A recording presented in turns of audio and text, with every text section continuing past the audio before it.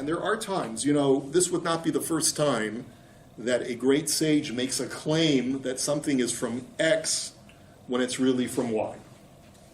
The Marzchiya says in a number of places, Chazal say that something is halacha l'Moshe Sinai when it's clearly not halacha l'Moshe Sinai. Sometimes Chazal speak in hyperbole in order to emphasize the urgency of a particular idea or of a particular halacha. We've talked about this in the past. So let's be honest about what this means. They lied. The compilers and authors of certain rabbinic Talmudic texts knowingly attributed words to Moses or to God that were never spoken. They said a divine command was given to Moses when it wasn't. This isn't mere exaggeration or poetic license, and it's not hyperbole. It's fabrication.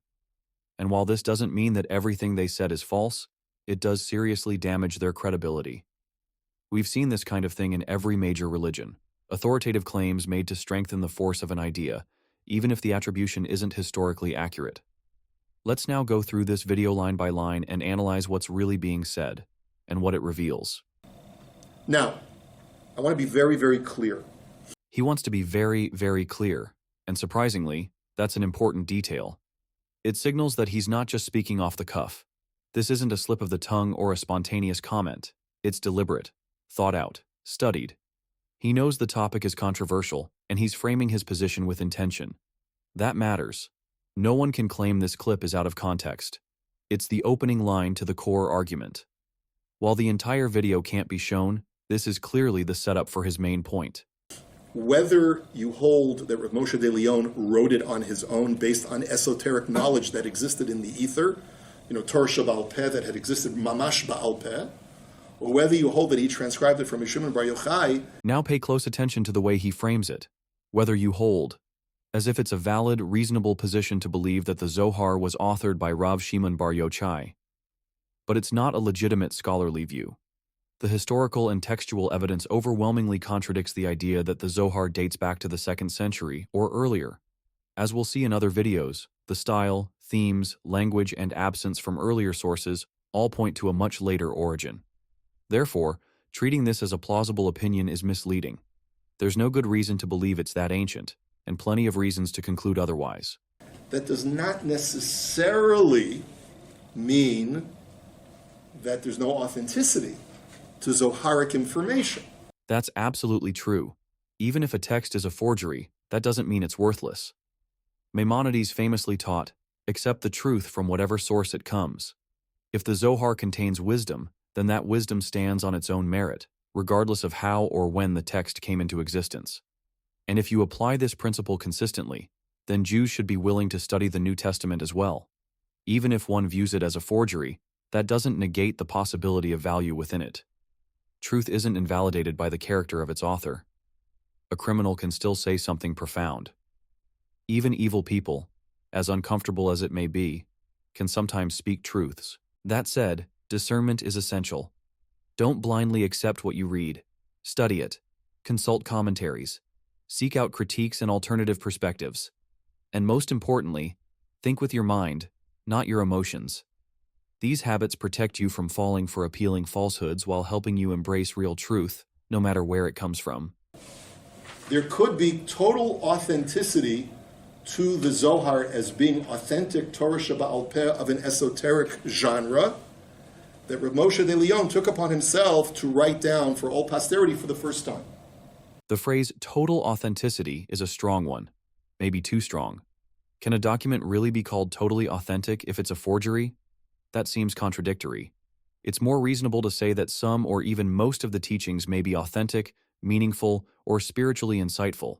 But if the origin story is false, if the text was deliberately attributed to someone who never wrote it, then it cannot be totally authentic. You can admire the content, appreciate the ideas, even find them spiritually profound. But authenticity also includes honesty about authorship. And how is it possible that no one had ever heard of this Zoharic material before it was written down for the first time?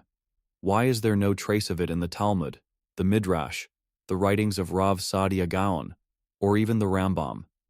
It seems to have appeared out of nowhere. Either there was a secretive underground tradition quietly preserving and transmitting these teachings for over 1,000 years without a single mention, or, far more plausibly, it was simply made up. The only thing that would be very disappointing to us is that such a great scholar of Torah Hasod would be a forger at the same time. Really? That's the only thing that would be disappointing? Just the fact that one individual, a respected scholar, may have committed forgery. What about the far bigger issue, that for centuries, enormous numbers of Jews, and still today, have accepted a forged text as sacred, building theological systems and mystical worldviews upon it? What about the implications this has for the idea of divine guidance? That God has been actively protecting and preserving Judaism from corruption and falsehood across generations. This challenges more than the integrity of one man. It challenges the credibility of Orthodox Jewish theology. What about all those rabbinic stories in which sages are said to possess Ruach HaKodesh, divine intuition or spiritual insight, supposedly capable of detecting falsehoods? If the Zohar is an obvious forgery, how did they miss it? And worse, how did they embrace it? This raises an uncomfortable but necessary question. Could the same thing have happened with the Oral Torah? Just as the Zohar was claimed to originate with Rashbi, and accepted largely on that basis, perhaps the Oral Torah's claim of being given directly to Moses was similarly retroactively asserted and believed, despite the lack of clear biblical mention or direct chain of evidence. This doesn't mean there was no oral tradition at all. There clearly was.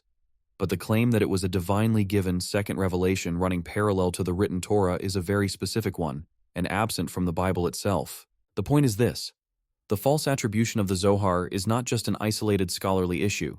It is a massive theological problem.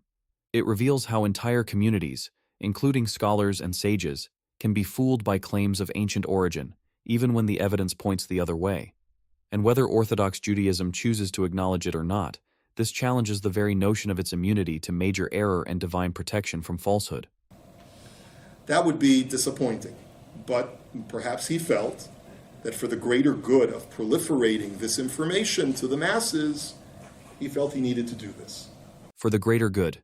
That is very dangerous reasoning. As cited in Wellsprings of Torah, Rabbi Yaakov Yitzchak of Prisucha taught, Justice shall thou pursue, Deuteronomy 16:20. This means that you must pursue justice with justice. The means by which you seek to attain justice must be righteous also. You must not allow yourself to be guided by the godless principle that the end justifies the means. This quote is a powerful warning. Justice must be achieved through just means.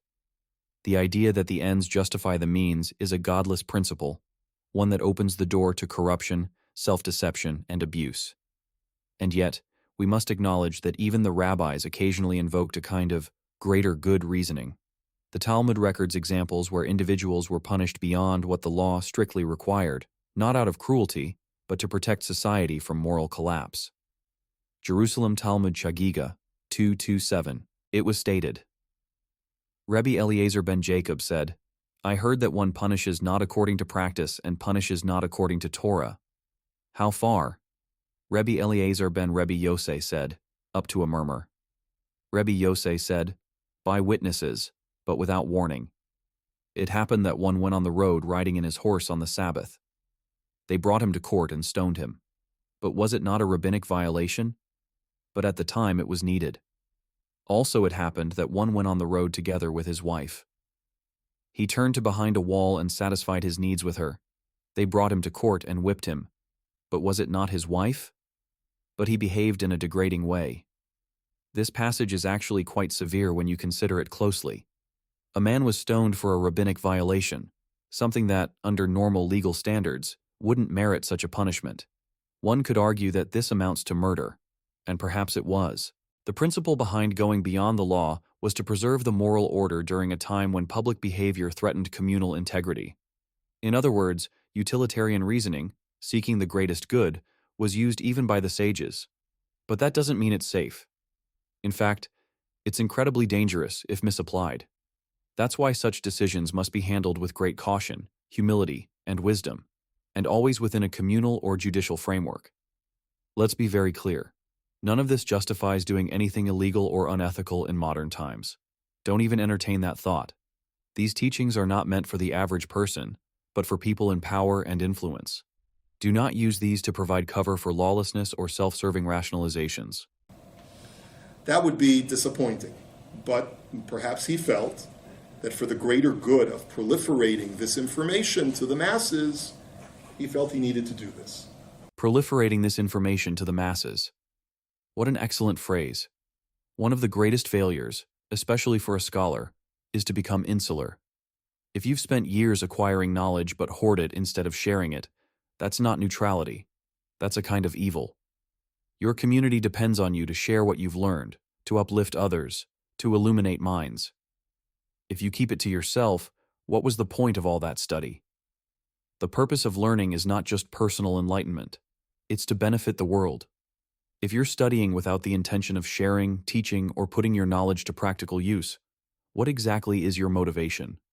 Purely theoretical study that leads nowhere, that has no real-world impact, is almost meaningless. And let's be honest, many people never get the opportunity to study deeply, not because they're lazy or less capable, but because of circumstances, lack of time, resources, or support. Meanwhile, some scholars owe their learning not to their own greatness, but to the financial backing, upbringing, or privileges that allowed them to focus on intellectual growth. So if you've been given the gift of education, you also bear the responsibility of transmission. And if you choose not to share, not to teach, not to elevate, then yes, you will be held accountable for the good you could have done, but chose not to. And there are times, this would not be the first time that a great sage makes a claim that something is from X when it's really from Y. The Marzchia says in a number of places, Chazal say that something is halacha l'Moshe Sinai, when it's clearly not halacha l'Moshe Sinai.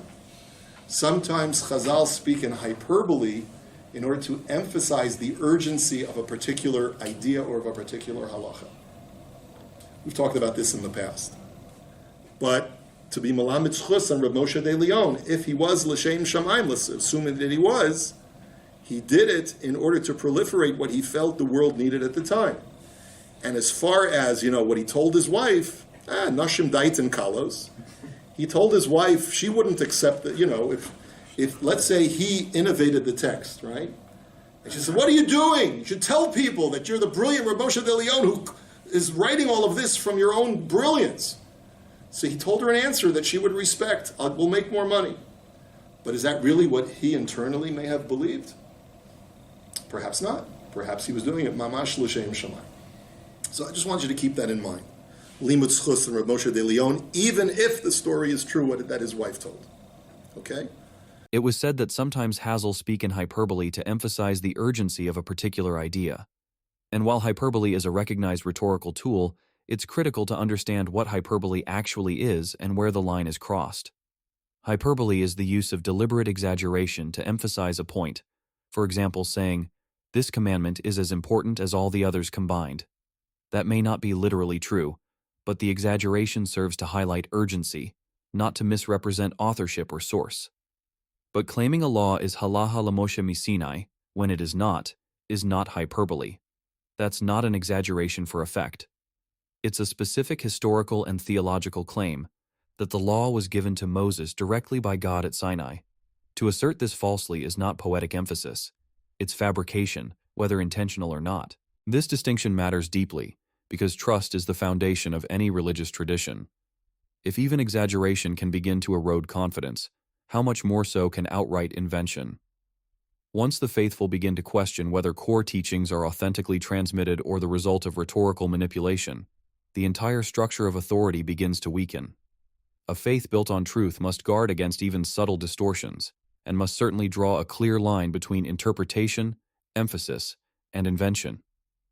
If we begin to excuse possible fabrications on the grounds of good intentions, we risk turning divine revelation into a matter of strategic storytelling, and that is a dangerous path. In reality, what we have here is pseudepigraphy. Pseudepigraphy refers to the practice of attributing a work or teaching to a figure who did not actually write or say it, usually to enhance its authority. The word comes from the Greek pseudis, false, and epigraphen, to inscribe. It is a well-documented phenomenon in ancient religious literature, including in Second Temple Judaism, books attributed to Enoch or Ezra, early Christianity, letters falsely attributed to Paul, Jewish mysticism, the Zohar attributed to Rashbi. So, does our current example qualify? Chazal say that something is halacha Moshe Sinai when it's clearly not. If this is a case where a law is falsely attributed to Moses at Sinai, the attribution is intentional or strategic rather than mistaken, and the purpose is to lend authority to a position that might otherwise be debated, then yes, it would qualify as a form of pseudepigraphy, not in the form of a full document or book, but in the attribution of authorship or origin to boost legitimacy. The traditional Jewish view holds that the oral Torah, laws, explanations, and interpretations were given to Moses at Sinai alongside the written Torah and faithfully transmitted through generations. Yet when we take seriously the issue of false attribution, the credibility of this claim is significantly undermined. The Talmud itself, and rabbinic literature more broadly, includes numerous cases where statements are attributed to earlier figures, only for modern scholarship, and sometimes even internal rabbinic critique, to recognize those attributions as questionable or impossible. As noted, the phrase halacha Moshe Sinai is sometimes applied to laws that scholars admit do not originate from Moses. If such a phrase, meant to indicate divine origin, is used hyperbolically or strategically, that's not just a rhetorical flourish. It's a declaration of divine authorship that misleads. This kind of pseudepigraphic behavior, attributing teachings to earlier authorities to enhance legitimacy, is not unique to Judaism. It's common across religious traditions. But its presence within rabbinic Judaism challenges the foundational claim that the oral Torah was preserved in an unbroken and trustworthy chain. If forgeries and falsely attributed ideas could enter the tradition and even become canonized, how can we speak of divinely protected transmission? In light of the above, the oral Torah should be appreciated for its cultural, legal, and moral contributions, but its status as divinely authoritative must be reconsidered. A tradition that allows for fabricated attributions cannot claim unbroken divine transmission without serious qualification. To conclude this discussion, I want to emphasize once again that the Talmud is of immense value. As a religious, moral, and spiritual document, it has shaped Jewish thought for centuries and should absolutely continue to be studied, taught, and appreciated. That said, the idea that the Talmud is an accurate record of the oral Torah given to Moses at Sinai is, in light of the evidence, impossible to accept without qualification. We have Orthodox rabbis openly acknowledging that Chazal, the Talmudic sages, sometimes invented teachings and attributed them to Moses or even to God. Once that door is open, we have to ask, if they did it once, what else did they do it with? The claim of an unbroken and divinely preserved chain of transmission is fundamentally compromised. How do we figure out which is truly from Moses and which was invented later? The system is broken. Think of it this way. If an accountant was caught deliberately adding an extra zero, or a lawyer was found to have lied about his client's testimony, would we continue to trust them? Of course not. We would apply scrutiny, and that's precisely how we should approach Talmudic teachings. Not with blind faith, but with critical respect. The Talmud is a treasure of ancient wisdom. We should see it as valuable, but not infallible. And to be crystal clear, to any anti-Semites watching, this issue is not unique to Judaism. Every major religion has its share of fabricated teachings, pseudepigraphic texts, and legendary claims. All nations and faiths have created their own mythologies and attributed sayings to figures who never said them. There is no evidence that Jews are more guilty of this than anyone else. Thanks for watching. Please like, share, and subscribe for more thoughtful content.